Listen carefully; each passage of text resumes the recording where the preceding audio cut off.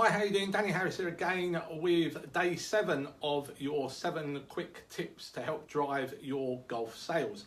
This video is actually a couple of days later than it was supposed to be, but we'll crack on with it anyway.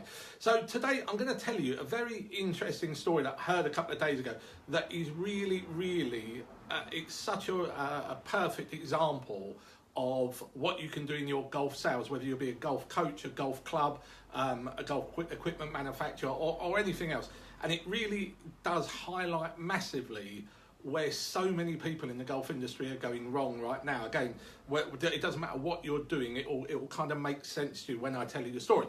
So there is a chap out there called Joshua Bell. He's a very famous guy. Don't worry if you've never heard of him, because I didn't know who he was up until I heard this story a few days ago.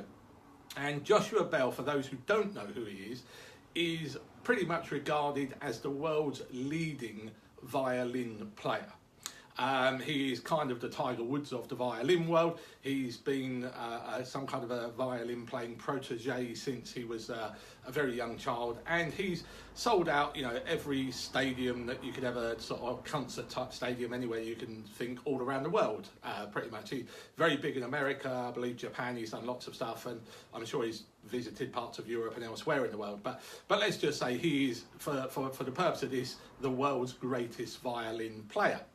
Now, Joshua Bell, when he plays a concert, he will typically command something like, after all the fees have been done and everything has been paid for, he will earn somewhere between $50,000 and $100,000 per concert, which is, pretty good money if you can get it. I mean, you can't kind of live on money like that, but it's not a bad start, is it, to be fair? So he's making an absolute fortune putting on these concerts, and rightly so, because of his deserving talents and so on. But what's interesting is what they did with Joshua Bell. They did an experiment fairly recently. Oh, something I forgot to mention.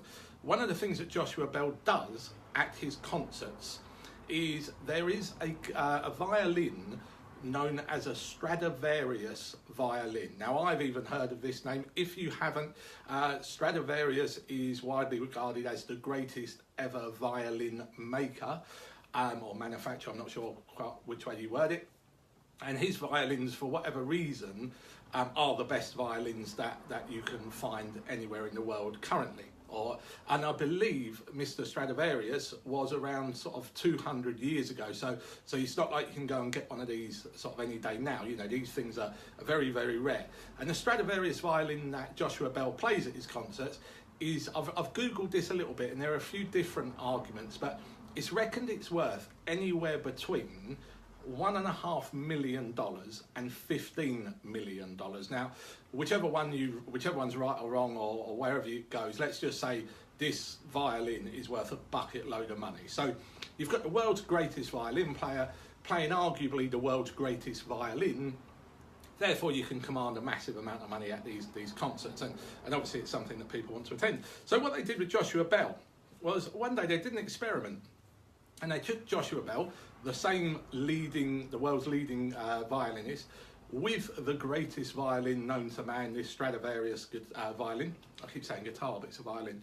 And they took him to a New York subway. And as we said, when he does his concerts, anywhere between 50 and 100 grand a night, give or take, whatever the numbers happen to be. So they stood him down in the subway, playing the same set that he played a few weeks or a few nights earlier in a major venue and earned all that money. And they stood him there, and he played for about 3 hours. And during that 3 hours time, Joshua Bell made less than $40. Now, it's the same person playing the same instrument, playing the same set, yet the big difference is what we call positioning.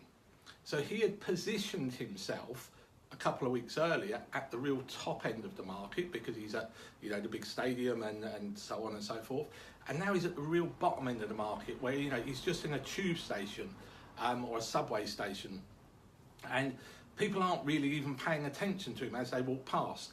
What I'm going to do, just to highlight this, I'm going to show you a video. I'm going to put a link to a YouTube video at the bottom of this video so you can watch it yourself, so you can see Joshua Bell in the subway station and see a little bit about it, just so you know that I'm not sort of making this up.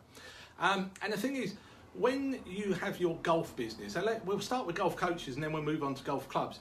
But if you're a golf coach and you position yourself trying to be the cheapest person in your market, and you're trying to take away all the good stuff because it costs too much money, you're positioning yourself basically in the subway. Whereas really what you want to be doing is positioning yourself right at the top end of the market. And there are some really very, very simple ways you can do this. You can put together sort of packages, and when people put packages, a lot of people I talk to, they say, oh yeah, I already do packages.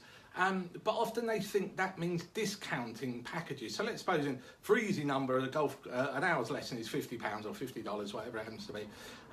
So let's suppose you're charging that kind of money. So people will say, I'll do 6 lessons for $250. So you buy 6, get one of them free, or whatever it happens to be. And that works to an extent, but really what you want to be doing is upping your packages. Give them more value, not necessarily discounts. So you could do something like, I will do you a 2-month coaching program. It's 6 hours. It includes an on-course lesson. It includes some psychology. I'll give you a book, a Bob Rotella NLP golf psychology book or something like that.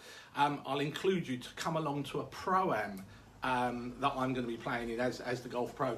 And things like this. And all these things just stack and stack and stack and stack to the value of what you are and the way you're perceived as a golf coach. Now, if you're putting something like that in, there are people that want to have these premium versions. Not everyone wants to be in the subway listening to music. You know, they want to be sitting in a comfortable seat in a nice venue and so on. As far as golf clubs go, I was recently at a golf club. Not a golf club that I would say is really at the top of it's not one that initially springs to mind if you say name one of the top clubs in the country or in the southeast, wherever it happens to be. But this club, when I went along, it was fairly expensive, not crazy so, but it was free tea, free coffee, free range balls. You got teas when you went out to play. There was a starter on the course who handed you your card and all of this sort of stuff. And all it did was it gave you a much better perception of the golf club. When you came away, you were very much looking at it and thinking, well, do you know what, that's a really nice place. And it was such small things. And giving away a few cups of tea and a few coffees and a few golf teas and so on, I mean, it costs you peanuts. When I suggest this to people, normally they'll often say something along the lines of, well, hang on a minute, we make money off of tea and coffee and range balls and all of these other things. And don't get me wrong, you do. But by giving them away free, what you can then do is it allows you to increase your price. Because you're positioned somewhere higher in the market, it allows you to command a better price for the product that you sell.